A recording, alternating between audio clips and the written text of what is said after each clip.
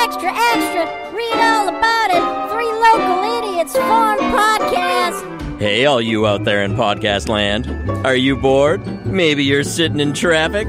Or maybe you're toiling away behind your desk at that dead-end job you just can't fucking stand anymore. Have I got a solution for you?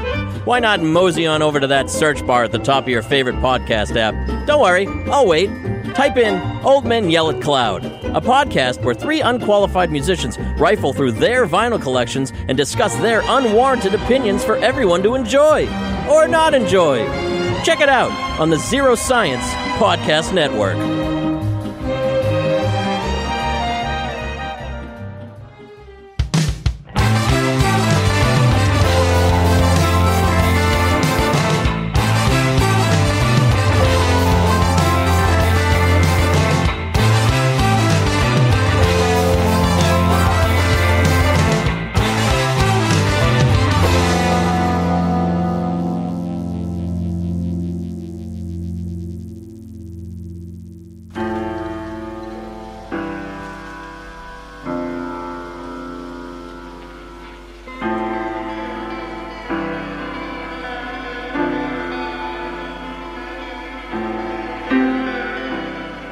Hey there, Pat and nobody else. Take a look at this.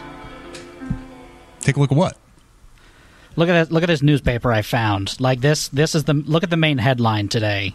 Hold on. Look at this. Let me see. Where's it? Hang on, let me just pull that out for you. Oh, we both had papers. Good. Foley. Anyway, look at this headline: beloved police officer and model fireman slain in attack. Oh no! Drained of blood. Oh, okay. So this is why you're talking. All right. This seems Yeah. really suspicious. Yeah, drained of all of his blood. So, who was it? Let me just open it up and do more Foley here for a second. Yeah. Okay. One officer, Salvatore Kissyface, or Kitsaface, whatever, was found drained of his blood and his pants. And his pants. In a ravine out just off the outskirts of town. Wow. That's what it says. Drained of his pants. I don't understand it any more than you do, Pat, but This means I'm going to need to have some words with some friends of mine. Yeah, this is getting really sinister and macabre. Yeah, I don't like the way this is headed. I'm thinking there's a bit of a scourge happening, a bit of a vampire scourge happening. I'll have to talk to Gene, though. He might pop by later, just a heads up, and I fucking hate it because I don't like him. I think we've been over this before. I really don't like that dude. Yeah, he's starting to wear on me too. Like, besides the whole vampire thing, he's just boring. He spins these yarns for hours about his Louisiana ranch, and I'm just like, dude, I'm really sorry that it's not 1906 anymore, okay? But not 1906. So you knew he was like hundreds of years old this whole time. I mean, I just thought that he was, had that farm body. You can last forever if you work on a farm. That's what I'm told. Okay, I'm not really sure if that extends to like whole ass centuries, but okay. Yeah, I don't know, but there's a lot about this world that I don't know. There's a lot about his life and his relation to Kissyface's son too. That's very confusing and confounding. Maybe he can come clear it up later. I don't know. It's all silly. It's all quite silly because we have better things to discuss in this world, don't we? You think maybe I should have waited to hit record then? Now everyone knows we've been talking about this terrible vampiric murder that seems to have gone on. Oh shit, I've been recording this since the last episode, but because I just keep it continuous. I told us to hit record and then shared this newspaper with the both of us. That was really dumb on my part. I'm not sure why I did that. Because you're dumb. That's right there in the it's right there in the tagline. You're a stupid jerk now. Yeah. Welcome to Jukebox Zero Season 4. We're stupid jerks now. A trench full of urine. I'm so mad at all 5 of my dads. Straight from the duck. Please, it's Dumpsterton. Tell us more about the history of clowns. That's girls. Give Santa some dome. Roadhouse. They took away my children and now I have boxes. Bob Zombie, Harold Manson, and Ned Durst. My dear ankle Stinky. I'm going to become Billy Ocean now. He's positively Krogy. Oh, that's what's the last one. I'm Patrick. And that's the list of things. Goodness. What makes this extra funny is I can see the gears turning in our guest's head. That's like, I'm going to have to edit all this in. Oh, dear. That's our guest, Kylie Wilson of the ESC Pulse podcast and the creator of the TV Tropes page for Jukebox Zeros. Yes, thank you very much. That was delightful. I can't believe you found out that it was me, but yeah, I am responsible for that one, yes. That is so cool. Made me feel like a real big shot. You're welcome. And yeah, ESC Pulse, that's a Eurovision-based podcast, right? Yes, indeed. We cover the Eurovision Song Contest every year. We basically try to make predictions and cover the contest and re-review the songs every year to discuss what we like or don't like about them. And it's pretty fun. And especially this year because last year we were supposed to have a contest, but then the pandemics happened. So I'm just... Pesky virus. Oh, man. Is there Eurovision still planned, like, for this year, now that everyone seems a little bit more kind of, like, just sort of easing back into things? Oh, yeah, absolutely. We've, as of recording, it'll be next week. So, yeah, that's all planned. They've got a massively reduced live audience because of the pandemics. But, everything's going to plan. None of the acts have caught anything yet, so everything's going nicely at the moment. Fingers crossed. That's good. Fingers crossed. I'm remembering now that you had some homework for me, and I'm wondering if that was like tangentially related. You had like a whole list of tunes that you wanted me to listen to and check out, which I sadly haven't got to yet, but I haven't forgotten about it. And I think I popped one open, and it was very European. It was great. Whatever that means. I mean, as one would hope. Yeah, not a banjo or a hyuk to be heard. Oh man, I feel so good about this right now. I'm not even sure we need to apologize for anything right now. But we have to. Okay, it's tradition. It's the apology section.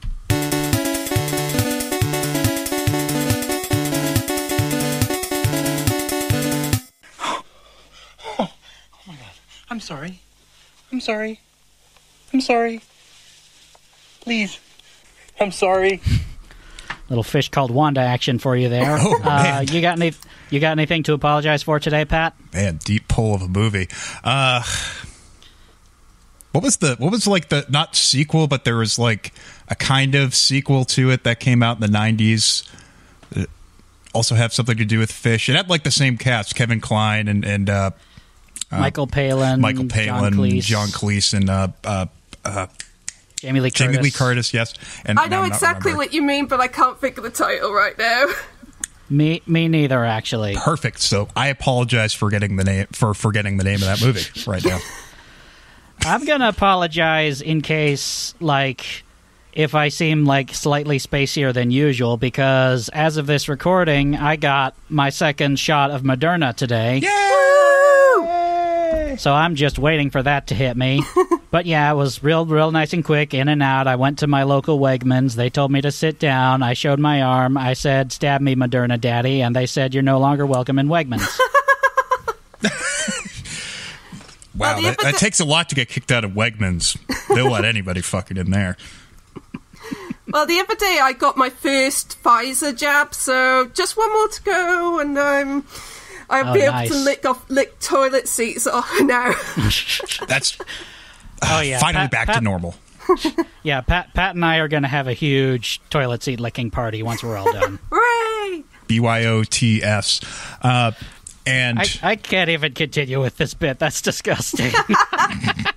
thank you for bringing the filth, Kylie. Yeah, that's my apology. I'm sorry for turning this podcast into a bit of a filth show. I mean, we've gone worse. I didn't even start to get repulsed until we went further. Oh man. We need to talk about an album now so that we can get this thought out of our heads. Yay! Let's do it. Oh boy. So we've covered the Britpop movement quite a bit already when we did our episode on Oasis a long while back. But what of Blur, Oasis's press-enforced rival in sales and the first project of Gorillaz creative force Damon Albarn? Well, here in America, they're probably not known for more than a few scattered singles unless you're a really, really dedicated alt-rock head. But in their native England, they were a sales juggernaut, regularly topping the UK album sales charts and releasing a flurry of highly successful singles from 1991 to 1999. Fierce Creatures. That was the name of the movie. I just remembered. Oh, Sorry. okay. All right. So that's why Blur... Upon the release of their sixth studio record, 13, however, the band's cracks had begun to show, as excitement for Britpop dwindled and the British public lost interest in Blur and their fellow Britpop acts. After releasing a greatest hits retrospective in 2000, the band took the opportunity to go quiet for a little while and turn their attention elsewhere. Blur regrouped in 2002, however, to record what would be their seventh studio record, Think Tank. The album was originally conceived as a commercial return to form, but would ultimately feature heavy influences from electronica, African music, hip-hop, jazz, and dub, as well as intense anti-war themes and minimal guitar. The record would see release in 2003, but with longtime guitarist and creative force Graham Coxon notably absent, having left the band in the middle of production to deal with his depression and alcoholism. Despite this setback in personnel and wild shift in sound, Think Tank would still be a critical hit for Blur, earning an aggregate rating of 83 out of 100 from Metacritic. But the album was very quick to fall off the sales charts despite a strong debut, and Graham Coxon's absence was felt especially by the band themselves. In later years, Albarn himself would be especially critical of the record, declaring in 2015, "It's got some real stinkers on it. There's some real bollocks on there." Ensuing live shows would not feature songs from Think Tank, aside from a select few, and in general, the album is regarded as a lower-end Blur release. But will we feel the same? I don't know. That's what we're here to find out. Don't jump ahead of things. I mean, I'm an American, so I only know song 2, of course. Really?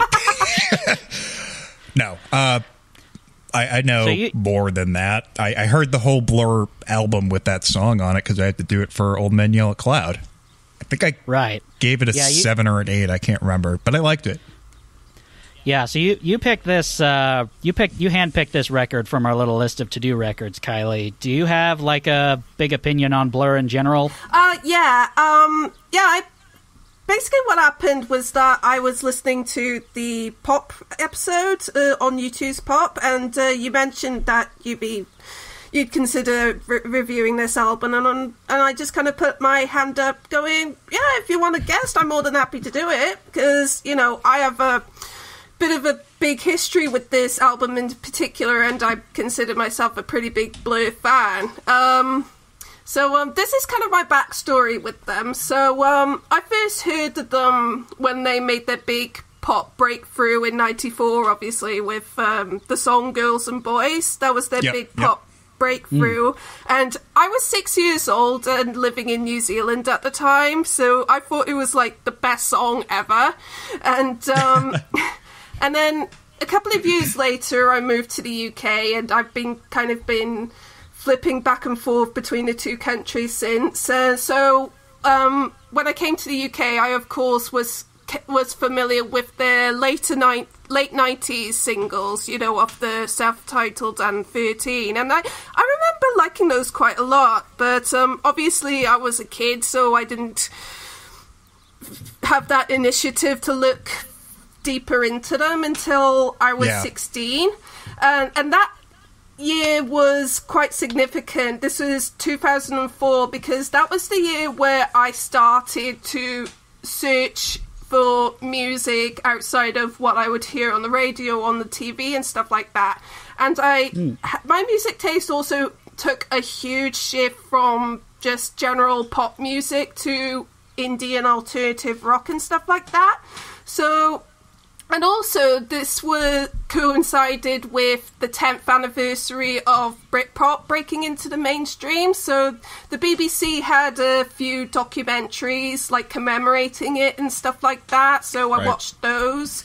And it brought back a lot of memories of, I remember I liked Blur quite a lot when I was a kid. So I was kind of thought, I'd just go dig into their discography. And I liked quite a lot of their albums, like Modern Life is Rubbish is probably my favourite album of theirs. And of course, Park Life is their most notable one. I think that's a really great 90s pop album. And of course, at the time, Think Tank was their most recent album, so I listened to that quite a lot as well, particularly through when I was doing my A-levels, which was about 16 and 18 in context. And so I have quite a lot of nostalgia associated with this album, and I re-listened to it again in preparation for this episode, and I still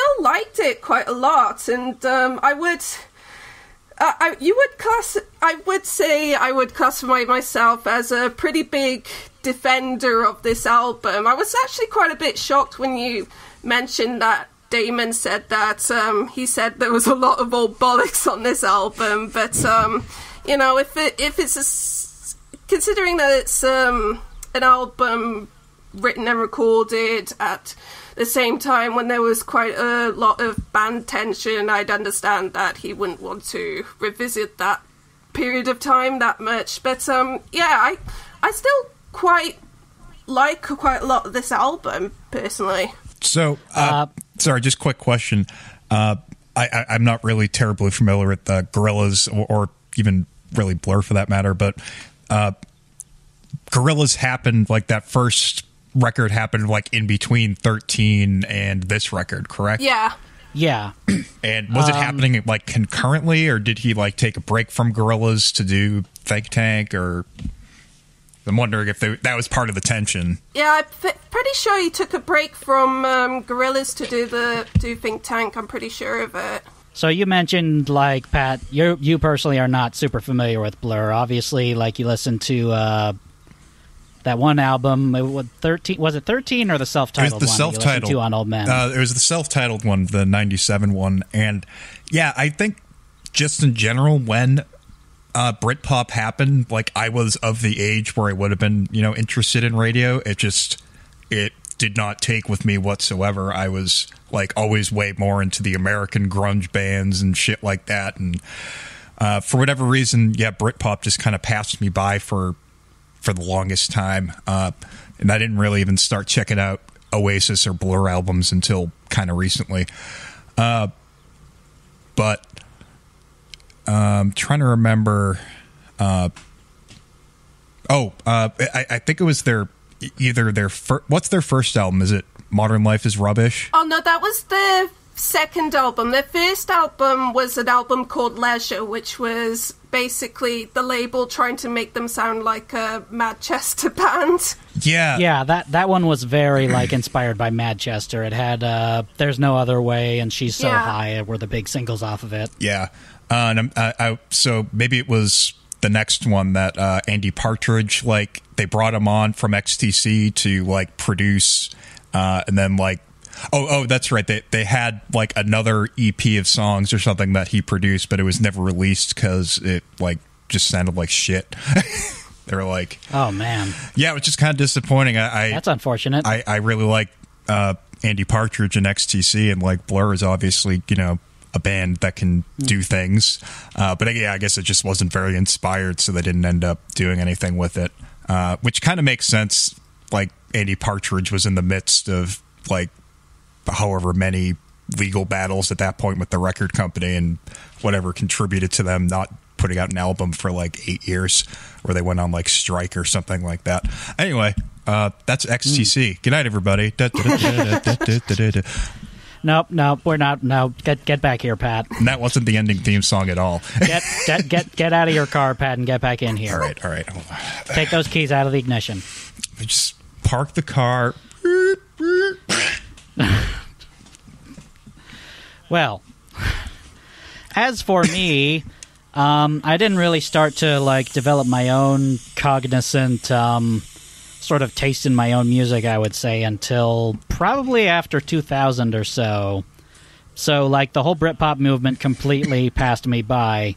But when I did, stop to go back and check out, Oasis and Blur and all those sort of acts back then, even though I will fully admit, I'm not super familiar with Blur beyond, the hit singles, I love those hit singles, immensely.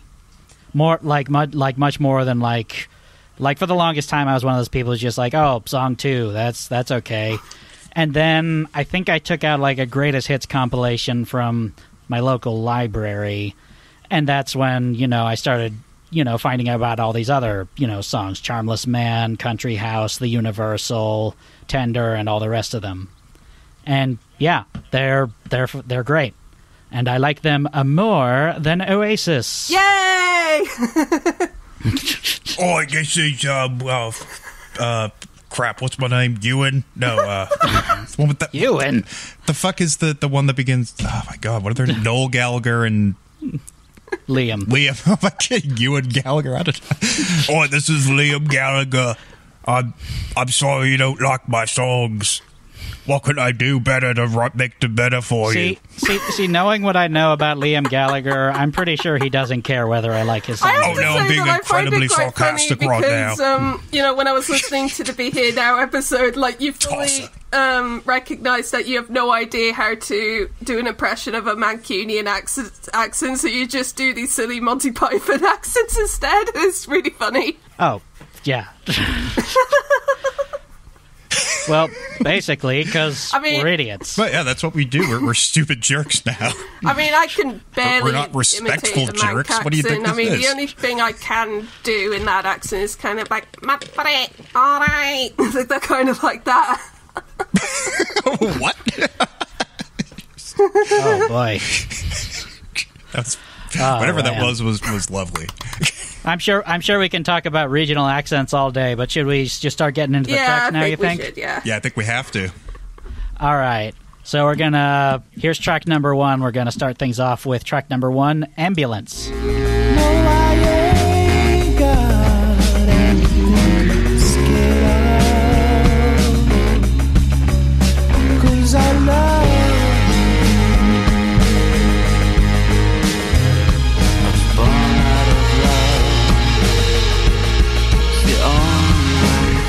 So I'm generally of an opinion that an album's opening track is bound to set a tone for the entirety of a record. And, this opener is no exception, I feel like. Listening to this track, I can hear all kinds of different sounds going on. My first thought was, Gorillaz, obviously, because this whole album is, Albarn just showing how much he's still thinking about Gorillaz. But... the more I listened to it, I could hear all kinds of other similarities to acts like TV on the Radio and Liars for all, the experimental art rock qualities, though. What it doesn't sound like to me, though, and this may have been a sticking point for initial fan reaction, it does not sound much like a Blur song. And it really brings into question the notion that this was really intended to be a return to form or not. Blur had been drifting away from their poppier roots for multiple albums, but preceding efforts still managed to maintain some tangible connection to their original guitar-driven sound. Here, that doesn't really seem to be happening so much. That's not a bad thing, necessarily, but it's a start towards understanding why this record might not have been quite so beloved in the eyes of longtime fans. Yeah, I totally understand, yeah. Especially in the last minute and a half, I think it is, when it goes bit, that definitely sounds like a riff you'd hear on a Gorillaz album, I think. And so I totally... and I'd actually say that about quite a few of the songs on this album, actually, in general. So, just an advance warning if I end up sounding repetitive.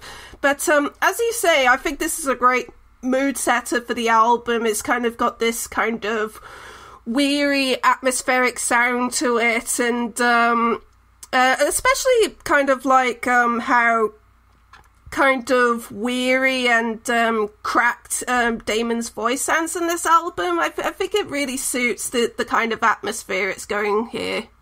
Yeah, I like this track. Funny story. So I listened to this on Spotify, which was probably a mistake.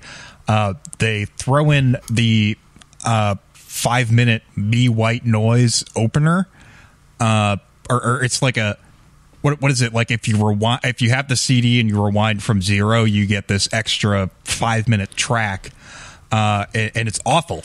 Yeah, Me White Noise is a hidden track placed in the pre-gap of the first track on first presses or at the end of Battery in Your Leg after about 90 seconds of silence on the 2-CD deluxe version. But like to access it on the original one, you'd basically have to hit play on the first track and then immediately rewind, and then you'd be able to, get to it. Well, let me tell you, I talk about setting a tone. I thought I was going to have to deal with this nonsense for like the next 56 minutes. Oh boy! But then, yeah, it gets into the second half of it, which is actually the proper first track, Ambulance, and yeah, it's like kind of got this Radiohead vibe to it. Like he's even kind of doing this like falsetto Tom York-ish thing, but also doing that worn out kind of weary voice that Kylie was talking about. I like this one, and I think if I had heard this as the opener instead, I probably would have had a better experience overall on that first go around. Yeah, we'll touch on Me White Noise when we get to it much later, but I can't fathom like that as the opening track. It was very jarring, and all that being said, I really like this as an opener, even though it has a tendency to meander a little bit once it passes the 3:30 mark. But like a few of the songs on Think Tank emerge from jams as opposed to focused songwriting, so I've read on Wikipedia, and this one strikes me as one of those songs. But nonetheless, I really enjoy the lushness of it all. That just gives away to this wall of fuzzy synths, and that saxophone work from Mike Smith is just very good. Yeah, good tootin'. Yes, Pat, good tootin'. I love that I just said it with a straight face, kind of matter-of-factly. Yeah, good tootin'. That's just, the dictionary clinical term to yes, the tooting is quite good. The origin of the word tooting came from... I don't know where to go from there. I like that. Not to jump around, but I don't know if you guys listened to Comedy Bang Bang, but there was a character that Neil Campbell did. He was on the show a bit ago, where he was playing this very pretentious art critic, but all of his criticisms just eventually boiled down to quite good. It's just the use of color, the shading and textural values. I thought they were quite good. Just over and over and over again. That's very good. So yeah, good. I would say that tooting was quite good.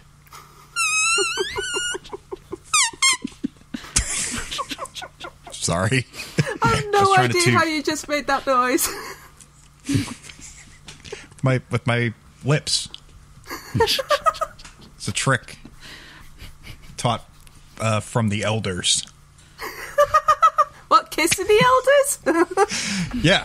Wait, you have to smooch the elder, and then you pick up the trick. Anyway, how about that second track, Lils? Why don't you tell us about that one? Track number 2, Out of Time. And you've been so busy lately that you haven't found the time to open up your mind and watch the world spinning gently out of time. Oh man, I forgot about that reverb heavy guitar that just sort of slides in. It's just god damn. So this song was the lead single off of Think Tank, and once again a very Gorillaz-y track. And on top of that, you can hear like all kinds of prototypes for future Demon Days tracks in it. But like on top of that, this was a big UK hit singles track. Let me try that again. This was a big UK singles hit off the record, landing at number 5 on the chart, as well as top 20 slots in Scotland, Ireland, and Sweden. Out of Time is something of a fan favorite off of this record, and is one of the few tracks from Think Tank that's regularly played live. From what I've read, David Bowie even once called the song his favorite by Blur. Ooh. So that's pretty rad. Yeah, big endorsement. I liked it. I liked it. I liked it too. Yeah, Spiggy is a big fan. I like it a lot. Yeah, and it makes sense, this being the lead single, because I think this is possibly the most pop-friendly song in the album, possibly. Yeah, listening back to it, I could see that. Yeah. I mean, I can think of maybe one or two ones that are also like super pop-friendly, but I totally see what you're getting at with that. Yeah, definitely. I don't know how to describe it, but like this kind of like a. I'm probably going to end up using the word atmospheric quite a lot in this episode. I need to. I mean, understandably so. It's a very atmospheric record. Yeah, but when I listen to it, I get this weird sense of kind of like isolation. Maybe I'm just projecting the images of the official video, which is on this kind of like naval ship, and it's like there's a lot of empty space in that video, and maybe I'm just projecting onto that, but it's just got that kind of feeling of just kind of like staring out into the distance and like just kind of like pondering over what's gone wrong and stuff like that. Yeah. And No, I totally agree with you there, because like I definitely feel those themes of like isolation, but also it's like the way I see it, like with all the arrangements, this very sort of wide textural sort of stuff. It's not just isolation, I feel like, but isolation in spite of spaciousness, because there's like this sort of feeling of just like isolation, but also sort of like this kind of, you know, tiny hopelessness against just something enormous. Yeah. It's all the reverb and like the intimacy of the drums too. And I mean, that's probably why they set the music video to that too, because that whole video was just meant to be like a depiction of like loneliness, emptiness, and fragility that comes with like that sort of 6-month tour of duty life, and you know, the faces of those who have to bear the brunt of higher ups' decisions. yeah, it's weird. This is going to be a complete digression, but your comment about isolation in spite of spaciousness made me think about a song from another one of my favourite bands. It's a Danish indie band called Mew, and they have a song called Behind the Drapes, which is basically like feeling alone despite being a crowd full of people. And as a massive introvert, I massively relate to that song, and that comment you just made, Lils, just made me randomly think of that song. Oh, nice. I've heard of Mew. I haven't really checked out anything that they've done. Yeah, I'd start with the album Frengers. That's pretty much like everyone says that's their best album, and that's a really good starting point, actually. Oh, excellent. So, like, the last opening track was a pretty good one, but this, I think, is a genuinely great piece of acoustic pop. Like, all the hazy, noisy string flourishes just give it this absolutely ghostly effect that just really complements the general anti-war theme of the track and really the whole album. Yeah, some nice Damon vocals, too. I really like his voice on this one. Like we mentioned, cracked and worn vocals earlier, and like this album and like all the future stuff he did with Gorillaz really just sort of put into my head this idea that like Damon Albarn has only gotten better as he's gotten older, like vocally. Yeah, I totally see what you mean. Yeah, and you know, I forgot to mention this in the introduction when I was talking about my history with the band, but I personally have a great respect for Damon as a frontman and as a songwriter. Personally, I just think he has a great knack for being experimental and playing with different sounds, but still having a really good knack for making a really good pop hook, if that makes sense. Yeah, I agree. Oh yeah, big time. It's cool when you have, the knack for arrangement and cool instrumentation, but also know how to spin a melody. I think it's you don't always get both, and I can definitely see that with Damon.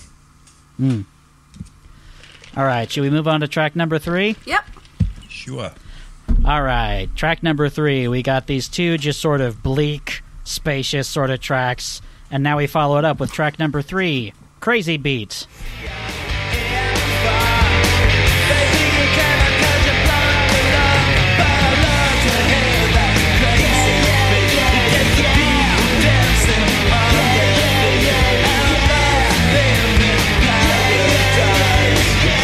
My brothers on a Saturday night, yeah!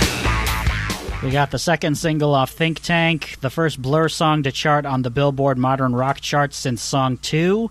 Actually, upon its release, Crazy Beat got a lot of comparisons to Song 2, which I guess I can kind of see. Like, it's the one straightforward rock song on the record, but even then, it's full of all kinds of really crazy electronic effects that really just make it not quite so straightforward.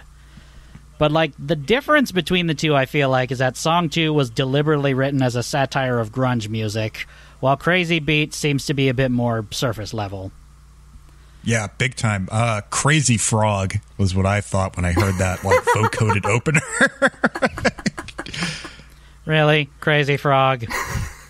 Sorry. Surely you didn't listen to that and think Crazy Frog, Pat. Oh, but I did. I'm sorry. Did I go too far? Comparing Crazy Frog to Blur? Seems like I did. That's too big of a jump. All right, fair enough. Also notable in this song, this is one of 2 tracks off of Think Tank to have been produced by Norman Cook, better known as Fatboy Slim. I like to imagine that he came up with the weird farty vocoder vocals that keep popping up. Yeah. Like the rest of the record, apart from one other track, is produced largely by the band themselves, but also by Ben Hiller, who's got a pretty wide resume on his own, having produced albums for Depeche Mode, Gang of Four, Doves, Elbow, and Natalie Imbruglia. Yeah. He did Playing the Angel, which we just covered on Old Men Yell at Cloud. Yeah. And, like, what's more, to further tie it back into the Jukebox Zeros universe, the Jukiverse, I guess you might call it. The Jukiverse. One of his earliest production credits was as a programmer on the previously mentioned Pop by U2. Oh, lots of tie-ins here. Throughways. Yeah, you can see the strings. Yes, we're all puppets, man. So how do you guys feel? Excellent visual work from Kylie. Too bad this is a podcast. How do you guys feel about this song? Yeah, it's weird because, like, if you objectively look at it and try to analyze it, there's some bits that it shouldn't really work because the vocoder and some of the digital effects don't really mesh well with it, really. But I find that if I switch my brain off, I enjoy it just fine. And it's just like, if you ignore the digital effects, it's just kind of like a straightforward, dumb kind of 3-chord punk riff to me. Meh. I found this one to be a little more obnoxious, especially with this sort of crazy town. What's this called? Crazy beat effect. Beat. Crazy beat. That like vocoded effect that happens. And Pat, you're killing me here.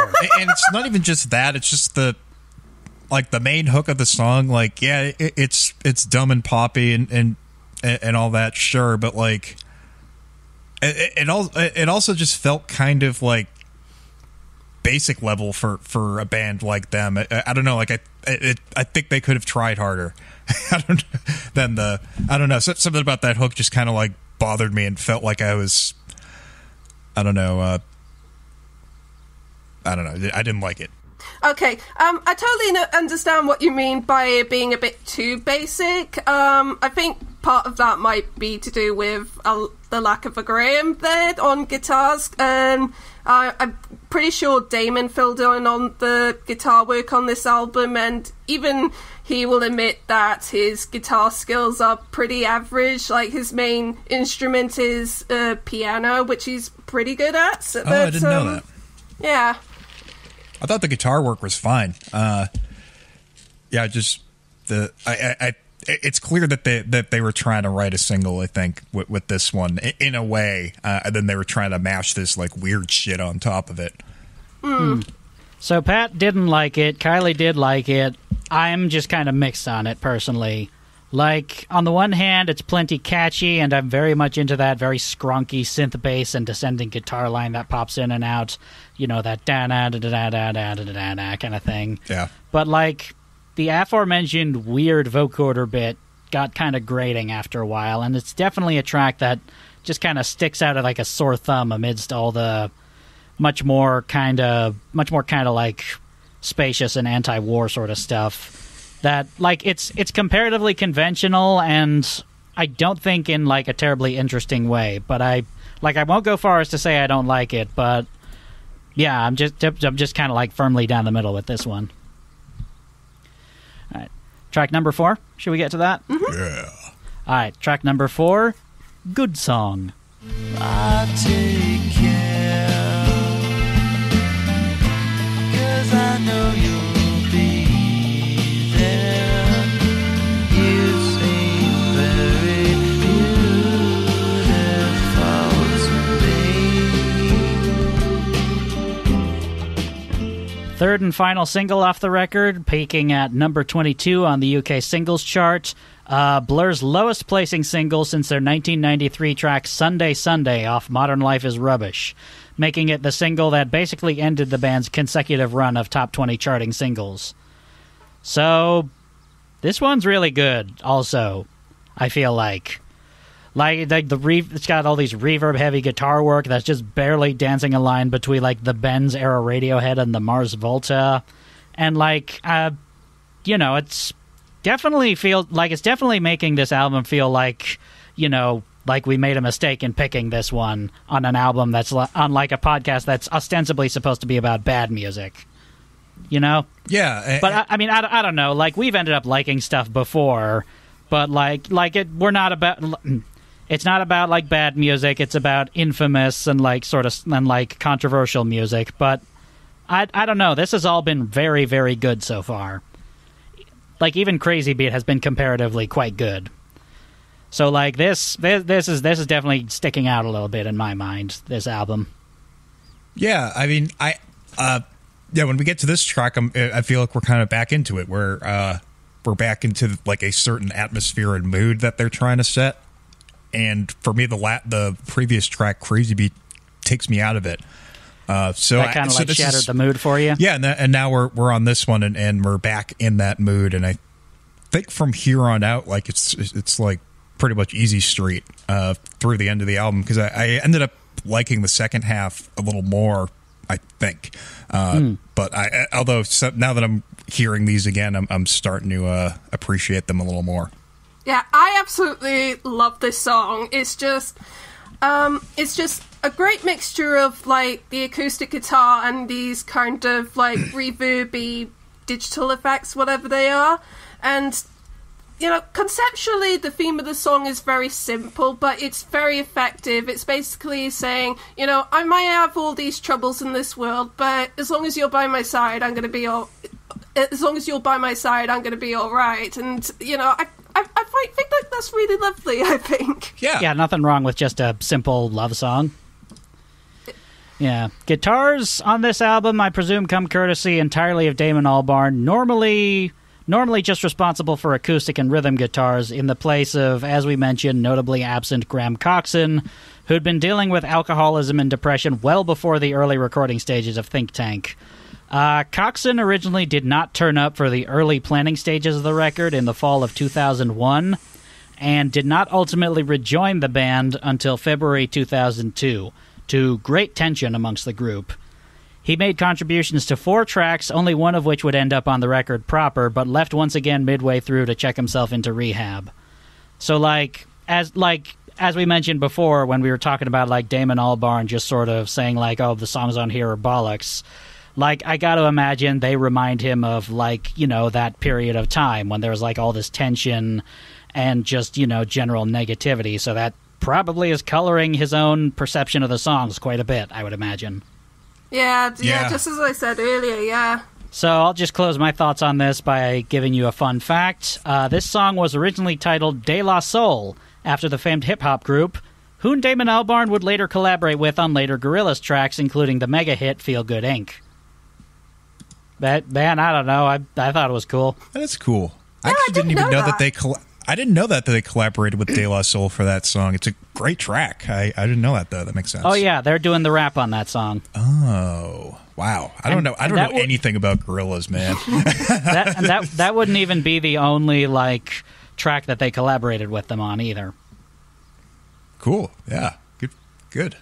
Yeah, you might consider doing a Gorillaz deep dive, because there's some incredibly good stuff. Yeah, I'm definitely overdue. Like I said at the top, I like Blur, and like fully admitted that I don't know a whole lot about Blur. I fucking adore Gorillaz. Yeah, I was going to say, you're a big Gorillaz fan. Right. Should we head on to track 5? Okay. All right. All right. Track number 5, On the Way to the Club. And I just wanna be darling with you. The music's made that way. My eyes are blue. There's nothing I can do. Another little quick Bowie reference right there. Yeah. Oh, so that's what that lyric was. Yeah, that's from Space Oddity. Oh, okay. That's why Bowie liked this album. He searches out every single reference and he puts it on. And sometimes he likes it, and sometimes he does not like it. Is that what you think he does? To Pat well, just sits anymore. around, He's okay, dead. puts on an album, just listens to it track by track, and goes, "There's a Bowie." There's Absolutely. a Bowie. Oh, he hears a reference and decides that he either likes them or he does not like them. And if he does not like you, ooh, baby. There's a Tin Machine. I don't like this one. David, you are on that album. Oh, the fuck was I on? You were sober at that point. So as much as I hope I don't keep bringing Gorillaz up throughout this review, some of the tracks just make it really difficult not to. Like, yeah. This is just, like, directly, like, just a straight up example of the trajectory Albarn would eventually go on. Like the mournful vocals, the sparse drum machine, the lush and ethereal synth swells. Yeah, this totally could have been a Gorillaz track. Like this could have been one of my favorite Gorillaz tracks, Empire Ants. Yeah, I think this might be the most Gorillaz-ish song on the album. It particularly reminds me of the single from their first album, Tomorrow Comes Today. Not so much musically, but in terms of atmosphere, it just kind of has that similar kind of empty feeling kind of thing going on. And I quite like the heavily reverbed effect on Damon's voice here. It kind of makes it sound like it's like playing right at the other end of like a bar room or something like that at the end of the night, and it just creates that very kind of late night atmosphere for me. That kind of late night loneliness sort of vibe. Yeah, totally. So on Wikipedia, the musical style section lists some songwriting notes, and in the bit on the Way to the Club, it labels the track as a revised Screamadelica, the famed neo-psychedelic Manchester album by Primal Scream. Cool, man. Maybe. Like, I don't know a lot of Primal Scream, but from what I've heard, they have a song that, like, their sound is generally quite a bit more sprightly and dance club ready, and much more with, like, heavy cues from house music, and I don't get that same vibe from this song. No, it sounds like the Gorillaz, like we've been saying this whole time. So this one's pretty cool, I feel like, especially at the big climax when the beat starts to get all glitchy and stuttery.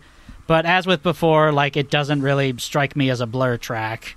And that the record has so many moments like that probably speaks to Albarn's control over the group in Coxon's absence.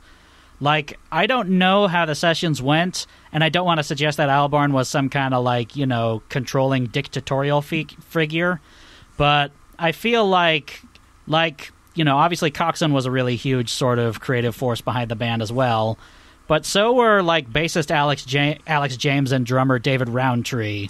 And, like, on the whole of Think Tank, I feel like they don't really get a lot of, you know, areas to shine. They pop up every now and then, but it feels very firmly focused on Albarn, like, through and through.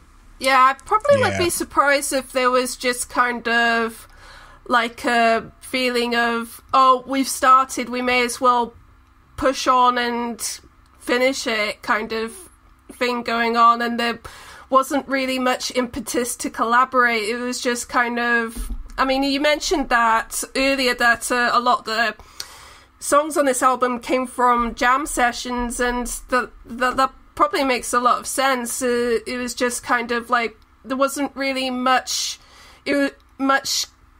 active collaboration. It was just kind of like, throw whatever's out there, and if it sounds good, put it on there kind of thing. Right, yeah, and you know, with less chefs in the kitchen, you know, you kind of can make executive decisions a lot quicker, too. And, you know, and I'm sure there was pressure from the record label to get the thing done and not, you know, dick around too much, which is always, you know, conducive to creativity when someone's breathing down your neck. I can see that, considering, like, what a big hit-making machine Blur was, and then for them to just abruptly take a break and just not put anything out for... Because, like, the gap between new material... Between, like, 13 and Think Tank was, like... 13 came out in 1999, and Think Tank was 2003, so that would have been, like, a 4-year gap between the two. Yeah, but, like, what happened in between? The Gorillaz happened in between there, and I don't know. I feel like that song was huge. Clint Eastwood, when it came out, like, possibly bigger than Song 2. Like, I don't know. Would you agree that the Gorillaz were, you know, possibly more successful than Blur ever was in their heyday, or are they kind of like equal? I would definitely say, I probably would say commercial wise, I would probably say, Gorillaz probably are the more successful, especially international. I mean, not that Blue didn't have a certain level of international success, but Gorillaz were had a lot more international success. So I think you're definitely right there. Yeah, so I'm wondering if, you know, there was a little bit of pressure there as well, that, you know, Albarn's coming off a pretty successful project, you know, and I'm wondering if there was, you know, they were trying to capitalize on that, at least in some way, in addition to it, you know, just being the style that Damon has been, you know, heading towards anyway. Right. So they were looking to kind of make a sort of bridge a sort of gap maybe between those two fan bases. Like, get a little bit of crossover success? Yeah, because, I mean, honestly, I didn't know that it was Damon Albarn in the Gorillaz for a while, so... Really? Me. Yeah, I mean, I listen, I really did not know anything about that group other than the big single for a long time. So, like... Oh, man. Yeah, and so... Am I going to need to make you a Gorillaz playlist after you knew nothing about The Clash, too? I think you're going to have to. I'm literally baby here. I am baby when it comes to Gorillaz. So, yeah, I mean, so I have to wonder if there were a lot of fans that, you know, were, you know, dumbass American Gorillaz fans that, you know, didn't know who Blur was somehow, and I don't know, they were trying to, like, reach across that way. That is possible. Anything's possible. Yeah, let's move on to track number 6 from there. Track number 6, Brothers and Sisters. Brothers and sisters, rebuild your life. We're all trying to take us, give us something tonight. So this was one of the last additions to the record, a very druggy song, specifically about drugs, that at one point sounded even druggier, apparently. In interviews, Albarn had stated that it originally sounded like a Velvet Underground song. Yeah, it was originally called Cocaine and Cough Syrup. I don't know. Yeah, I liked this one. Had a good swagger to it. You liked this one? It was okay. You know, I guess if it had a little bit of corniness to it, I found it charming. At least more so than like some of the other poppier tracks. I don't know. I didn't mind this one. This is a little bit awkward because this is the one song on the album that I would always skip without fail. It's just, I don't know what it is. I mean, I totally see what they were trying to go for, but especially the main hook for some reason just is like nails down a chalkboard for some reason. Just to explain to everyone, I'm on the autistic spectrum, and that comes along with I get a lot of sensory issues that comes along with that. So, like, certain sounds, or especially loud, sudden sounds, just, like, make me irrationally upset. Like, my mum has stories from my childhood that, like, if I heard a certain TV jingle or TV theme, I would run out of the room screaming. So, oh, wow. Yeah, so just to explain, like, how my brain processes itself. So, yeah, it's just, like, something about how the hook sounds, especially with those kind of waily, like, harmonizations, just does not sit well with me at all. I mean, I don't like it that much. You can say what you want. I have no horse in the brothers and sisters race. I mean, I'm kind of with you in that camp, Kylie. Okay. Like, I'll just say up front, I don't actively dislike any of the tracks on Think Tank, but Brothers and Sisters left me underwhelmed when I've listened to it. Like, I don't know. It's like, it's hard to shake this very specific vibe I'm getting from it. Like, to once again tie it back into Gorillaz, this track reminds me of one of the more forgettable Gorillaz songs that could have been out there. Like, if this was Demon Days, this would have been like November Has Come or something like that. But on top of that, speaking as someone who has never partaken of any vice harder than caffeine or a little bit of alcohol, songs about drugs do nothing for me. I mean, I guess this kind of has a little more going on for it. There's this kind of central theme of the fabled 28 drugs that JFK needed to function, which I guess is more than can be said for, like, any 311 or Sublime song tackling it, where the central conceit is just always like, hey, drugs!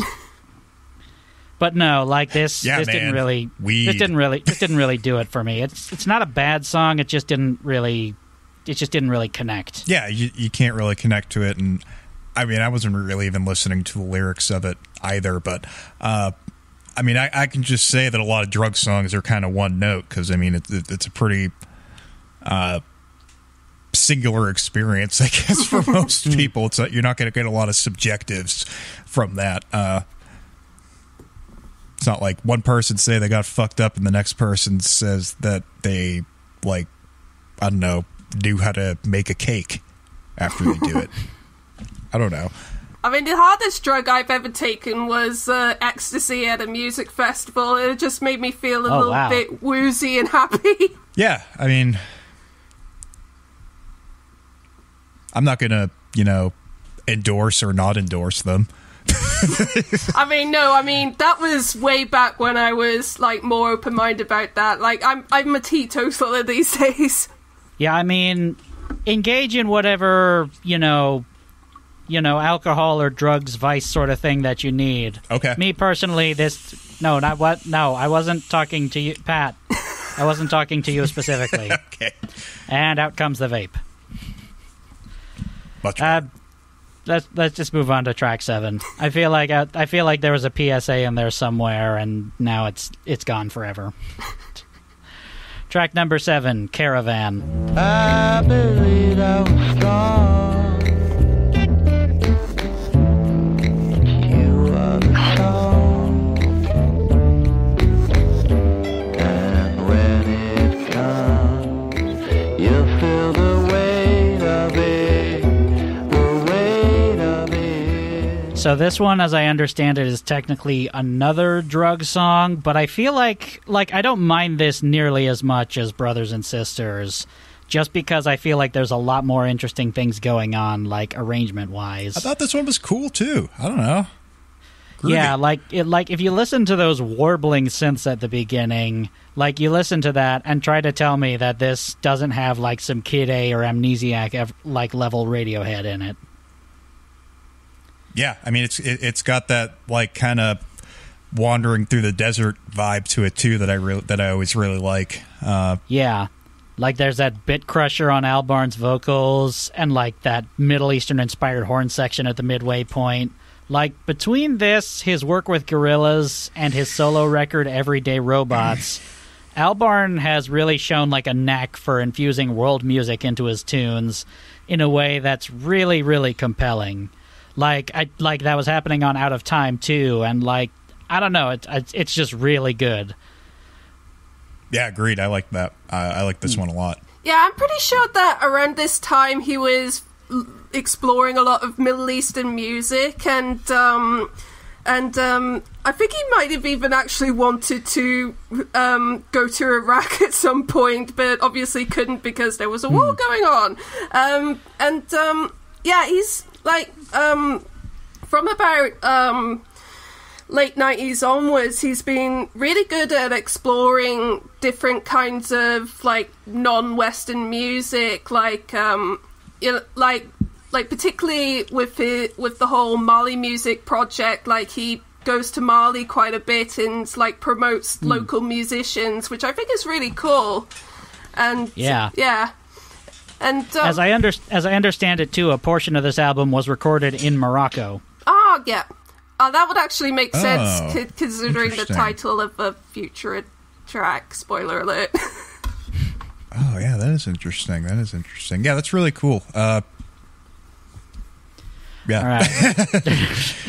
Yeah, I think this is a pretty cool song. I mean, it does get a little bit ploddy, but it has this kind of nice, kind of grimy, bluesy kind of sound to it. And now that you mentioned that this is also kind of a drug song, I'm kind of reminded of a previous druggy song that Blur did, which was Beetle Bum, which was the lead single off their self-titled. Oh yeah, that was a song about drugs. Yeah, and it's got that.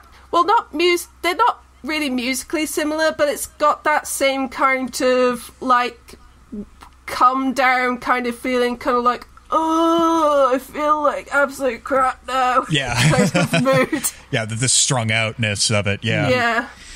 I mean, I guess that kind of makes it work back to back with Brothers and Sisters, because that one felt a lot more sort of playful and irreverent around drugs, and Caravan is quite a bit more sort of, you know, downtrodden and just sort of in recovery.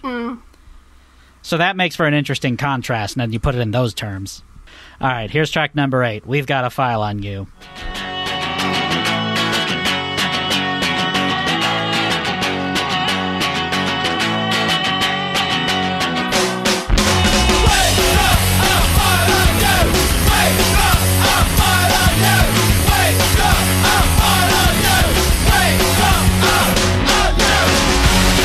So this is an interlude track, which is in keeping with Blur tradition. They've always included an interlude on previous records. On their self-titled record, they had Theme from Retro, while Parklife had The Debt Collector. I don't normally play the interlude tracks when I go through the play-by-play, just because there generally isn't much worth talking about. But in this case, I really wish there was more to this song to talk about, because what is crammed in like a minute and 1 second is so cool. Yeah, it's really interesting, like how they managed to mix like these very Middle Eastern sounds with a very punk kind of structure. It shouldn't work, but it weirdly does, and I think this, especially as it's a 1 minute 30 interlude track, I think this actually works really well. Yeah, I was trying to remember the name of the interlude track on Blur, the self-titled one. It was Chinese Bombs. Yeah, this I was shocked that this one was only a minute long. When I had it on, I was expecting it to be like a more fleshed out song because it has enough to it that it's like more than an interlude track to me. But it's also it kind of is fun that they're playing off of that one. We've got a file on you, and doesn't really do too much else other than that lyrically. No, this one's good. This one's fine. Yeah, I feel like it's interesting that it's not doing a whole lot lyrically, just because, since, as we've mentioned, this is such an anti-war album, and the title, like, We've Got a File on You, as, like, there was so much of, like, a police state forming under both the Bush administration and Tony Blair's prime ministership. Yeah. Like, you'd assume that there was something with a little bit more meat to it with a title like that. Yeah, definitely. I totally see where you're coming from, yeah. Yeah, sometimes that's all that needs to be said. And also there's fucking 13 songs on this album, so if you didn't get it out on the other 12, why start now? I like that one a lot. As a little minute-long punker. Yeah. I mean, I might have liked to have heard how it might have sounded if they had made it like a full, at least more than 2-minute kind of song, but I don't know, maybe it might not have been as good. Maybe like a minute and 1 second was just enough, but I don't know. We'll never know. We weren't in the room that day. Nope. That's what they decided. They decided we weren't in the room that day? Yeah, it's a closed session, obviously. Okay. I don't make the rules, okay? I don't make the rules. William Orbit has, really strict rules against people hanging out in his recording sessions. He likes it to be closed, doesn't need any, groupies or anything hanging around like me. Yes, I can see all those groupies in the room hiding behind Chungus. Though I am the sole groupie. Wait, so you're a groupie of Big Chungus, is what you're saying? Something like that. Sure. Can we just not talk about it? All right. Here's track number 9. Moroccan People's Revolutionary Bowls Club. Road is hard and dusty, the desert needs to bear. But if we go and blow it up, then we will disappear. We will disappear, surely we will disappear.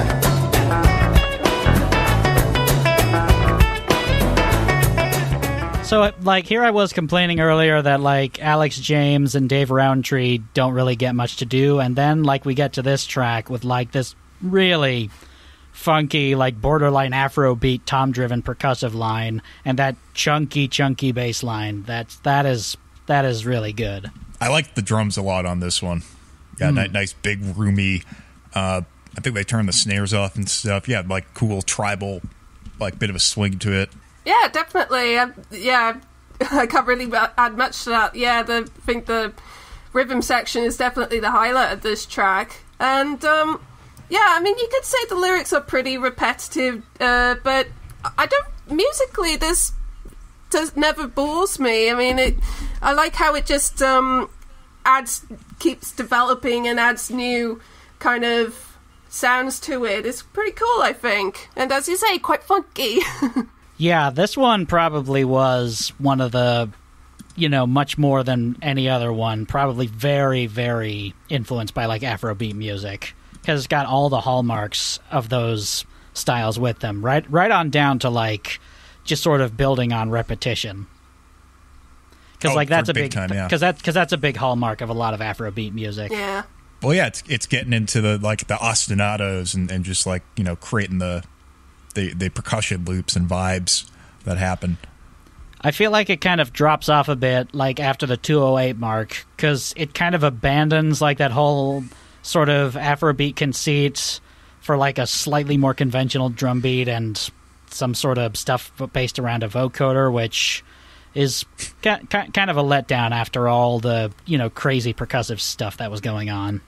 You lost me again at the Crazy Frog stuff, man. Come on. Stop saying Crazy Frog. I can't stop saying Crazy Frog. It hurts if I do. Well, then. Yeah, that's my thought on Moroccan People's Revolutionary Bowls Club. Oh, boy. Otherwise, I don't really have any, like, major issues with it. No, I think it's another kind of cool track that fits the general vibe of what they're going for. Yeah, agreed. So I'll just move on to the next one with a little neat bit of trivia. The album cover was a stencil by none other than graffiti artist and Paris Hilton agitator Banksy. So that's neat. Thanksy, Mr. Banksy. Thanksy, Mr. Banksy. Oh, boy. He actually caught quite a bit of flack for doing the album cover because he considered himself such a non-commercial artist, and people were just like, Blur album cover, look what you did. Hey, an artist has got to make money somehow. Let him be. He actually defended his actions in an interview, stating, I think that's a really important distinction to make. If it's something you actually believe in, doing something commercial doesn't turn it to shit just because it's commercial. Otherwise, you've got to be a socialist rejecting capitalism altogether, because the idea that you can marry a quality product with a quality visual and be a part of that even though it's capitalistic is sometimes a contradiction you can't live with. Yeah, it's complicated. And then so many years later, he directed a Simpsons couch gag. So go figure. Oh, really? Oh, yeah, totally. I'll link it to you in our chat after we're done recording. Yeah, he didn't animate it or anything. He just directed it. Yeah. And then here we have another blurb that the artwork for Green Day's 2009 album 21st Century Breakdown was compared. It's just a couple on the cover, but they were just some friends of a friend at a party in Sweden, and then they took a picture. And then made it look like graffiti on the wall, reminiscent of Banksy, minus the diving helmets. Yeah, minus like the part that makes it like cool. Then it's just a couple of people. Right. Hey, how about if that picture with the guy with the apple on his face? What if like we did that but without the apple, and you could actually see the guy's face? Just a picture of a guy? Yeah, but the apple isn't there anymore. How would anyone tell it's a reference to the apple face guy? The apple isn't there. The apple isn't there anymore. Yeah, but then it's just a guy. How would there's without any reference? The apple makes the piece. Now you can see the guy's face. But then it's not a reference anymore. Then it's just a guy. Here's track number 10, Sweet Song. Everyone is dying. Stop crying now. Here comes the sun. I didn't mean to hurt you. No. It takes time. This one, a guest production of William Orbit, who you mentioned earlier. Yeah. Who really has a knack for producing like really lush and textured stuff from artists not normally known for that sort of thing. And yeah, I thought it sounded really good here. This kind of forlorn ballad full of regret, one of which Albarn has stated in interviews was inspired by Graham Coxon's exit from the group. Yeah, it's a nice track. I don't necessarily think it sticks out per se. Like I didn't necessarily like notice that it was William Orbit producing it, because it kind of sounds like it just fits on the rest of the record, which I guess is a good thing in some ways, but also like you didn't quite get your money's worth there, guys, did you? No, it's a lovely track. I didn't actually know that William Orbit produced this track, but now that you mentioned it, it actually kind of makes sense. Yeah, I quite rate his pop productions from the late 90s, early 2000s quite a bit. It always has that really nice kind of, as you say, kind of, forgot what it was you said, that kind of sound to it. Yeah, lush and textured, lush ambience. Textured, definitely. And yeah, I'm gonna jump on saying that I really rate this song. I just think it's kind of like, even though it's kind of a sad song, as you say, because it's kind of lamenting over broken friendships and stuff like that. But musically, it's really, really pleasant, and it has this kind of lullaby kind of quality, just kind of like slightly dreamy kind of melody to it. I really like this. Yeah. Yeah, and I think the fact that it is written like that, it has that arrangement despite the lyrical content being so depressed, like kind of implies a sort of bit of hopefulness as well. Yeah. Yeah. Big time. All right. Should we get to track number 11? Mm-hmm. Yeah, let's right. cool our jets. Track number... You know, it's funny you mentioned that, Pat. Why is it funny that I mentioned that, Lils? Here it is, track number 11, Cool. No, it's called Your. No, it's called Jets.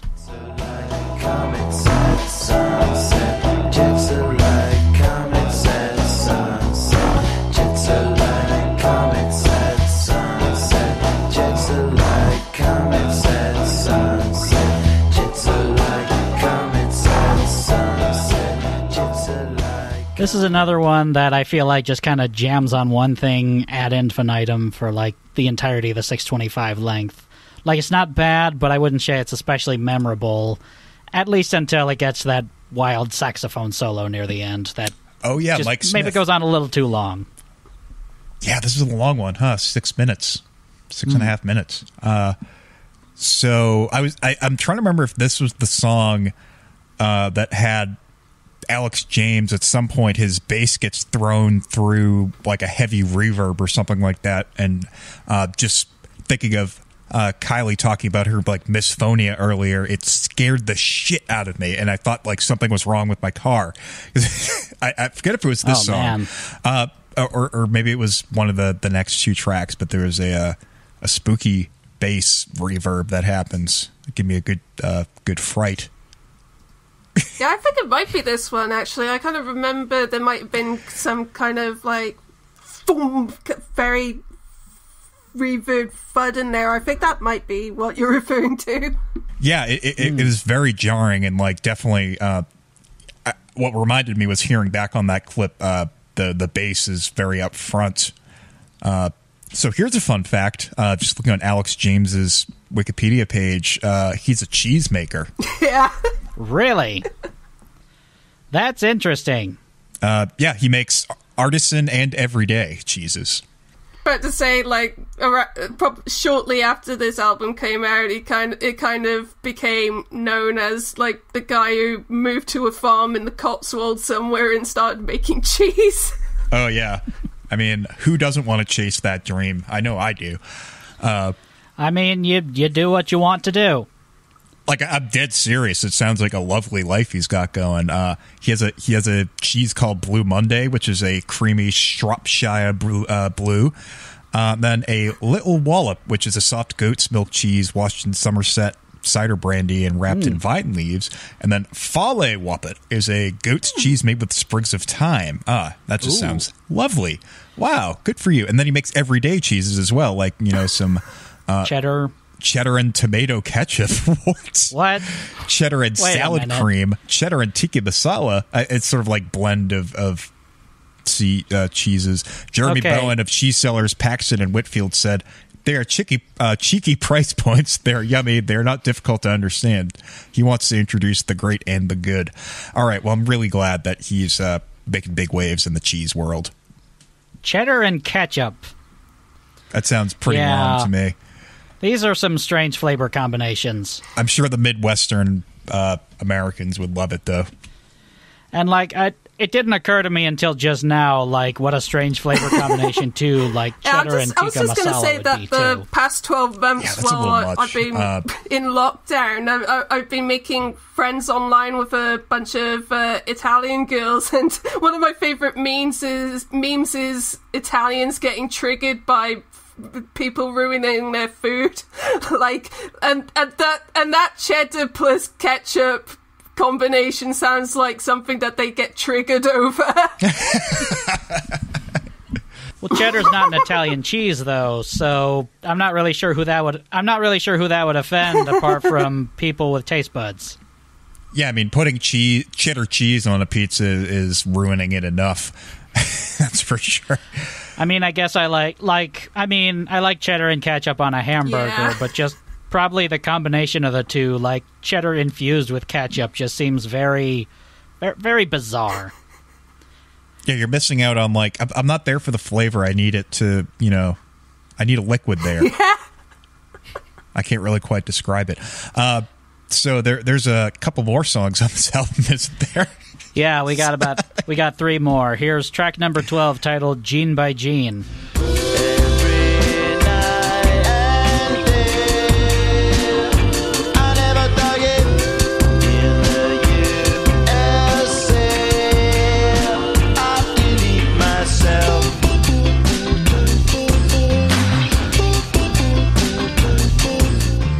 The second of the 2 Fatboy Slim produced tracks off this record, and between this one and Crazy Beat, I think I kind of like this one better, just for all the really big swings in the production that are being taken here. Like the vocal synths, they literally use a rusty creak as percussion.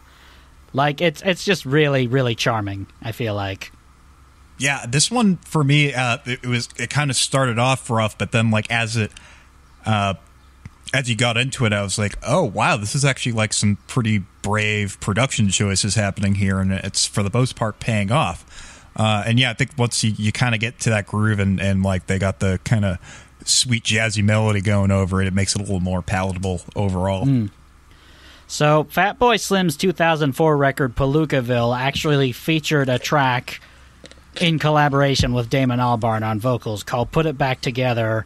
And that just feels like, the logical conclusion to this track, if you've heard it. Till I take us out, I gotta feel that every single night I gotta wait it out to the side, wait it out down and out, put it back together, put it back together. I haven't either. Oh. Well, now I just look silly. Yeah, you do. Way to just put that on the table. Wouldn't be the first time. Oh. I'm just kidding. Yeah. But yeah, this one was pretty good. Yeah, I've kind of got mixed feelings on it. As you say, for the most part, I find this track really good, but as I've mentioned with my misophonia, the door creaking triggers it for me, like especially especially towards the end where it's all you can hear and it's just like, make it stop, please. Oh no. Well, that makes me think a little differently about it. That's unfortunate. Oh man, I didn't mean to put a dampener on things. No, that's okay, no problem. Fatboy Slim's not here. He can't get upset. Wait, what if he was? What if he was here? What if Fatboy Slim was here? In fact, what if he walked through the door right now? Oh my God, that was supposed to be a joke. Who's that? Come in. Hey, how's it going there, fella? What's up, ladies and gentlemen? You're not Fatboy Slim. Oh, nobody's called me Fatboy Slim in some time. No, sir. I've been packing on the Christmas pounds these past 4 months. I've been celebrating the vampire Christmas, since. Anyway, heard you met with my father, or not my real father, my vampire daddy, Timmy, the other day. Had some interesting things to ask you. Your canon has gotten progressively more and more hard to keep track of since you were introduced on this show. Yeah, well, it's a complicated story. I suppose we should start in 1906 when I met with Timmy, and what happened? He sort of he met me down on my Louisiana ranch, and we were good friends for some time, and then he revealed to me he was a vampire. No big deal, I don't judge. And then he sort of bit me. He didn't quite suck all my blood, but he turned me into a vampire. I didn't really ask him to do that. He's just sort of took initiative and did it on his own. Yeah, so flash forward into the 60s sometime, and Timmy had a bit of a whoopsie-doodle with his corporeal body, and we had to sort of transfer his vampire soul into a pregnant woman's belly, so she could be reborn, but he's still a vampire, still has all the, who's it's and doings and happenings and whatnot. I don't know where I am when you're talking, Gene. No, sorry. I mean, when I put it this way, it makes a little more sense, doesn't it? No, it most certainly does not. We took Timmy's vampire soul, put him in Mr. Officer Kisafachi's pregnant wife. They gave birth. He became Officer Kisafachi's son. Right? Okay. Does that make sense? Now, see, he's explained it. Twitter. Yeah. And Father Alexander was involved in all this as well, and he's a bit of a cryptid and has helped us out, bailed us out on quite many occasions, which is why we really have to meet up with Mr. Barry at some point and ask him if he knows anything about Detective Steinberg and what he's been up to. I would really like to talk to him, and if he's dead, that's going to be a problem. Steinberg, that is, not Patrick. I don't care if he dies. Yeah, I don't suppose you know apparently, Kissy Face is also dead. I don't suppose you know anything about that. Bye. But I didn't get a chance to show him the newspaper with my amazing Foley work. I'm back. Did you talk to Gene? Yeah, you just immediately, dashed out of the room for, like you were possessed. No, what happened is I fell asleep again because he puts me to sleep because his stories are so boring. Is that a thing you do? You just run when you're asleep? I'm a sleep runner. You're a sleep jogger? Yeah, didn't you ever watch the documentary? Paths So before we get slumber. into the canonical final track, I wanted to share one review quote that I think is imperative to the narrative context behind this album. As I mentioned at the top, the reception for Think Tank was largely positive, with even those silly hipsters over at Pitchfork giving it a 9 out of 10. One notable exception, however, our bestest frenemy, Stephen Thomas Erlewine at AllMusic, who gave Think Tank 2 out of 5 stars, writing that it was the sound of Albarn run amok, and perhaps inevitable development that even voracious Blur supporters secretly feared could ruin the band. Yeah, he hated it. He hated this album. He did the Paris Hilton album more higher score than this? Come on! Yeah, that's foolish. He did. Oh, boy. He went on to add that the album's few strong tracks were severely hurt by Coxon's absence. Now, I didn't mention this whole review, just to, besmirch our bestest frenemy, Stephen Thomas Erlewine. I mentioned it to, lead into the next track, because I feel like that's a very major sort of thing to talk about. Right, so the one track that he actually did contribute on. Yeah, Mr. so let's Coxon. move into track 13, Battery in Your Leg.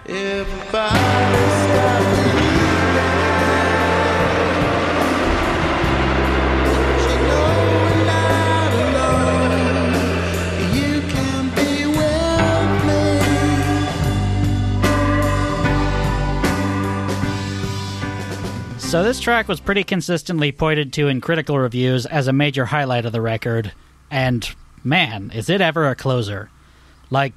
This big gargantuan reverb-drenched piano and guitar noise ballad with winding synths and Damon Albarn's vocals just contrasting perfectly against this deluge of sound.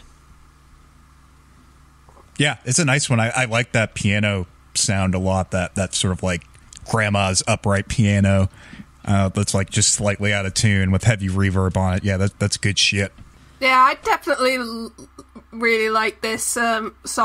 I think it, discounting certain bonus track, obviously, I think this makes a really great end to the album, and, you can definitely tell that this was a production with Graham involved with it, because it has that kind of same sense of You know that bit in The Simpsons when they're parodying the Beatles and they're doing the Let It Be phase and they're just trying to record it and they just sound so worn out because they're just so mad at each other, and it's just and it's you get that sense of kind of like tension in here. Is just kind of like, I mean, it obviously, as I mentioned, the song is really good, but you get this really sense of like tension within the band in this recording. It just really comes through in here. And it's palpable. Yeah, definitely. Just call Surgeon General C. Everett Koop. Koop, a dupe. Oh, that's right. The first line is for all the latest medical poop. That's a legit poop joke. That's like pretty early on in The Simpsons to be dropping the poop jokes already. So don't get me wrong. This album, especially compared to a lot of other stuff that we've covered on this podcast, is pretty great. And I would say we have a legitimate sleeper on our hands with Think Tank. But what I will say here is this, the lone track that Graham Coxon contributed to that ended up on the record, the other ones were utilized as B-sides. I feel like it really shows what was taken away without Coxon's input. Like, clearly Coxon's absence didn't really hurt Think Tank, at least in my opinion, but Battery in Your Leg kind of shows off what could have been in a very big way. Yeah, absolutely. Yeah, I mean, it's kind of clear that like there were, and this is probably, what contributed to their tension a lot is that like, I get the sense that like on one hand they were trying to do this, Albarn's continuation into Gorillazville, but then there's also this sort of like adoption of atmospheric indie groups that were popular around that time, or perhaps like a few years before, like Wilco, Radiohead, just this like kind of like spacey indie rock stuff. And I kind of wish that they explored that aspect a little more than the Gorillaz stuff, I guess, because the sense that I'm getting is that these sound more like not entirely fleshed out Gorillaz tracks at times. Yeah, I can see that. So if you put it back in the think tank, to use later for Gorillos. That's the serial tie-in, Gorillaz. Gorilla, you're a desperado. No? Warren Zevon, anyone? I don't know what that is. It's a Warren Zevon song, so okay. One of our listeners will get that. At the very least, I'm sure CB will. Hi, Christopher. He likes Warren Zevon. He also likes eating horse. That's two things that man does. And that's about it. He says, I'm only here to eat horse and listen to Warren Zevon. It's time to listen to Warren Zevon and eat horse, and I'm all out of horse. So I guess I'm listening to Warren Zevon by way of the process of elimination. That's the only logical conclusion. Hey, where'd everybody go? So I think this was like just a hell of a closer. The kind of song that really gives you a sense that Blur sort of knew that their time was short and that they might not be producing music together again for a long while. And that kind of ended up being the case. They did eventually get back together in 2009, but after Think Tank, they just sort of broke up, and Albarn sort of, devoted himself entirely to Gorillaz. They did one album after in like 2015, didn't they? Yeah, the Magic Whip. Yeah, the Magic Touch. I've heard it's really good, but I haven't really checked it out. Yeah, bad fan alert. I haven't heard it either. So that should be the last track, but no, we're not done yet. Because even though Battery in Your Leg was technically the last track on the record, we alluded to this earlier. Here's track number 14, Me White Noise. And then you move. And you push. And you trip over yourself and you think to yourself, why am I here? I'm here because I got no fucking choice. All right, listening to that clip again, and like knowing what you mentioned about how on Spotify it's the lead-off track, That would have been intolerable if that So was the first stupid. track on the album. So stupid. And like, if we're looking to like, reach new listeners with this album, like if we're calling it a sleeper hit, take that fucking opening track off and just start with Ambulance, because that ruined the experience for me. Big time was hearing that first. I thought I was going to have to deal with like just this like white boy beatbox nonsense for Oh no, chav nonsense for like the next 56 no. Well, like I listened to it on YouTube, as that's where I listen to most things, and this ended up being like I guess in its proper place, because like that's where it was positioned on the 2 CD version, as a hidden track after Battery in Your Leg, and even then I still think like it sticks out way too much. Yeah, I heard it on Spotify, and I'm thinking maybe the American version of the album on Spotify might be different to the UK version, because when I listened to it on Spotify, it was attached to the end of Battery in Your Leg, so that's kind of a bit weird. Yeah, I feel like it makes more sense after Battery in Your Leg, but it's still... like, I mean, only in that it makes more sense than making it the very beginning of the album. Like, the vibe I get from this nearly 7-minute track, of which there are way too many parts for me to possibly get a good sum-up clip than what I just played. No, you summed it up pretty well right there for me. Other than the part at the end where he's like, "Beef, white noise, blast through your speakers." What I was going to say is, like, I get, like... the vibe that I get is park life, but evil. This is evil park life. I can totally see that, yeah. Like, Spooky I feel like life. a lot of that can be attributed to the fact that they got Phil Daniels to, like, be all crazy and ranty on it again, just like they did on Park Life, but that's all I got. So, I mean... oh, sorry, were you going to say something? No, I was just breathing very heavily. No, So it's set off the sensor. No, I was talking to Kylie. Yeah, I was just gonna... all I can say is that this is certainly something. I'm not sure what to make of it. It's just, yeah, very out there. Unique. Yeah. If Not to all be things need to be charitable- made sense of, To I be guess. charitable, yes. Like, I mean, it does do some really crazy, noisy stuff that sounds pretty neat in the moment, but I really think it has a tendency to, like, meander past a certain point. Like, this definitely didn't need to be 7 minutes long. Like, they could have cut down on Phil Daniels' rant a little bit. And, like, for all, like, the neat, distorted bits that are happening, it really doesn't do a lot to have its own personality beyond just being, this is the hidden track. I hate hidden tracks now. It's such like a 90s thing. I don't know. Yeah. It's like, oh, we got to put the weird thing on the end of the album. It's like, how about you just like end the album and like just that's it?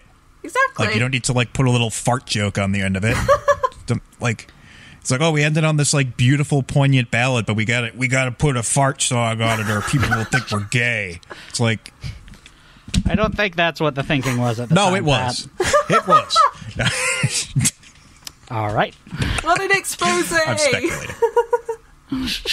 Big expose. Oh, Bloated. boy. Wide open. Not even, like, the most obnoxious hidden track I've ever heard, I will say. No, like, as I you're right. mentioned back in the new metal episode we did with Ashley, that one Mushroom Head album, where, like, the hidden track is hidden after, like, about 45 2-second silent tracks. So there's, like, 50 tracks on the album for, like, no reason. It's so stupid. Oh, Tool does that on Undertow as well. They put Disgustificated as like track 99 or some bullshit. Oh, god damn it. Yeah. That is so dumb. Yeah, it's just like fucking, it's the 90s. They're fucking with us. Like, come on, I just want to hear this stupid ass track. I don't need to play around. Like, I don't know if Tool is on Spotify or not, but I do hope that they cut that nonsense out when they made the switch. They did. I checked because they are on Spotify. It was a big deal when they dropped their fucking that last turd that they released. Was it Fear Inoculum. We're finally over Fear Inoculum. I don't know. I listened to it like once. Look at that. Yep, there we go. The last Disgustificated. Yeah, they cut out all the bullshit. Good for them. So should we get to our final thoughts? Yep. Yeah. All right. Do you consider this a worst of all time record, Patrick? No, not at all. And I actually kind of appreciated the tracks a little more here, even just hearing the clips now, so I could see myself listening to this and getting more out of it. I do think that there was some missteps that happened, and for the legacy of the group to have kind of one of the major elements out of the group and to still kind of put this together, it says something. So yeah, it's definitely not worst of all time. It was a somewhat valiant effort. Same question for you, Kylie. Do you consider this a worst of all time album? But I have a feeling I already know what your answer is. Yeah, obviously, no way. I don't even think this is Blur's worst album. Granted, I personally don't think they've ever made a bad album. I think at worst they're kind of mediocre, but I definitely wouldn't say this is their worst album either. Obviously, I might be a little bit biased because, as I said earlier, I've got quite a bit of nostalgia attached to this album. But, even revisiting it for this episode, I still have a little fondness for it, and I enjoyed it quite a lot. As for me, I don't think it's a great Blur record necessarily, considering everything we've known about Blur up to this point, and the absence of Graham Coxon is definitely present, and really brought to the surface once Battery in Your Leg hits. In spite of that, it may not be a great Blur album, but it's still a really, really good album in general, well deserving of the praise it received at the time. And I feel like absolutely worth reconsideration years later for those that were missing the more typical, straightforward Song 2 Blur. What would you say is your favorite or least bad track, Patrick? Ooh, that's a good question. I actually, there were quite a bit that I was into. I'm kind of torn between Caravan and Battery in Your Leg. But I guess I think the latter is probably going to be more popular. So I'm going to go with Caravan. That was the first one that really kind of got me perked up, and that was kind of the point in the album that I was paying a little more attention, I guess. Which is a shame because there's some good shit on that first half that I think just kind of got ruined for me by Me Wise Magic. Me White Noise. Me Wise Magic? Yeah, the Van Halen reunion song. Kylie, what is your favorite or least bad track? My favorite track is a good song, although I will say that Battery in Your Leg is pretty close, and also I would rate Out of Time really high, but yeah, I would say Good Song's my favorite out of those. Would you say it's a good song? Indeed! Ba-boom! Yeah, asked and answered. Would you say it's quite good? Indeed! Indeed. Not sure what that was. No. My best track, I was torn between Out of Time and Battery in Your Leg. Between the two, having re-listened to the clips again, I think I'm going to go with Battery in Your Leg. Just because that one just hits so well. Yeah. What would you say is the worst track, Pat? Me White Noise is an obvious stinker for me, but it's also a hidden track. So I'm going to go with Crazy Beat. The fucking Crazy Frog that I insist is there, but no one agrees. But no, that one's just, it's kind of obnoxious. Decidedly not there. It was just kind of obnoxious to me, and I think it killed the vibe for a bit. I wanted to hear more atmospheric tracks, and that one was a little too punky. Same question for you, Kylie. Worst track on the record? Well, assuming that we're not going to count Meet White Noise on there, I'm going to go for Brothers and Sisters for all the reasons that I explained. Yeah. My original choice was also going to be Brothers and Sisters, but I feel like if one of us doesn't pick Me White Noise, then it's going to be a big letdown. So I'm going to say Me White Noise.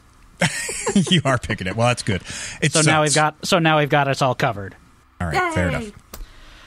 Oh, boy. Thank you very much for joining us on this episode, Kylie. Oh, thank you so much. Yeah, this was a hoot. Thank you so much. Oh. Our first international guest, which is quite an honor. You have to represent the entire rest of the world, you know. Oh, that's quite a pressure on me. It is. But, I mean, well, are you in New Zealand right now, or you're in the UK? I'm in the UK right now. Yeah. I'm going to say New Zealand is definitely setting a good example for the rest of the world with their quick COVID. Oh yeah, they got it action. figured out. Yeah, definitely. A little bit of national pride, but don't want to get too smug. Yeah, I don't blame you. Have you got anything you would like to plug for us right now? Yes, as I mentioned, as of recording, we're just about to go to Eurovision Week. We're going to do some live streams on our YouTube channel. Me and my co-host John, we're going to do some predictions and react to the results and stuff like that. It's all going to be very exciting. We have no idea who's going to win, so this is it's going to be quite exciting, so make sure to catch us out on that. The final will be on the Saturday 22nd of May. Yeah, 22nd of May. So, and we'll have a couple of semi-finals before that. So, if you want to follow what's going on that week, be sure to catch us out. Very cool. You want to plug anything, Pat?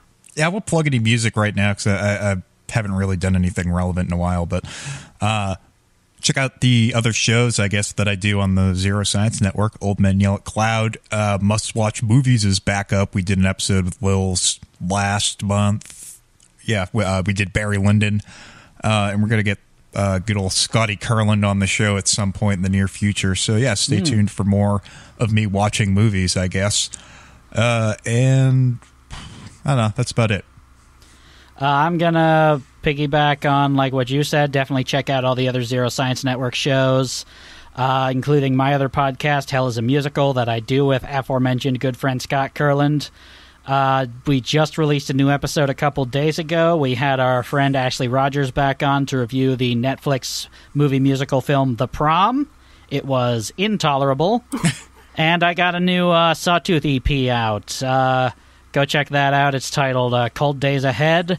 That's and right. It's got some really awesome guest vocal turns from my friends Juliet Brownell Lee and John Green from Nickelback, Oh, yeah. who we should probably have on Jukebox Zero sometime. Oh, definitely. I feel like this podcast has gone way too long without having him on at some point. Oh, I know, right?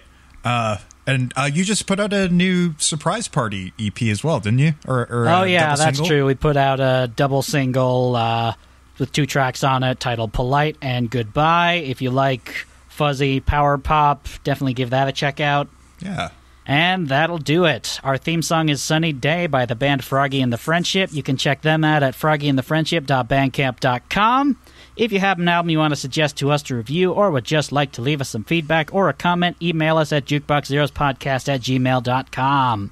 You can also find us on Facebook at facebook.com/jukeboxzerospodcast or on Twitter at twitter.com/jukeboxzeros.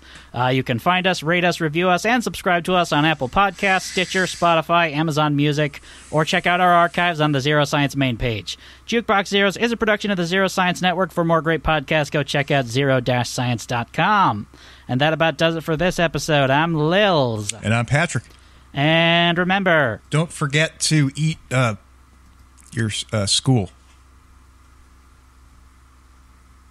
Good night.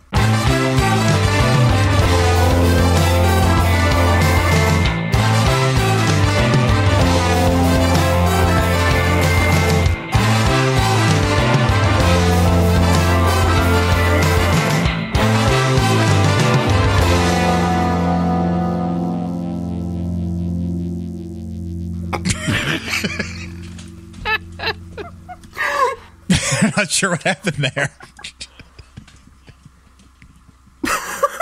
Yeah, I mean, it's probably not a bad idea.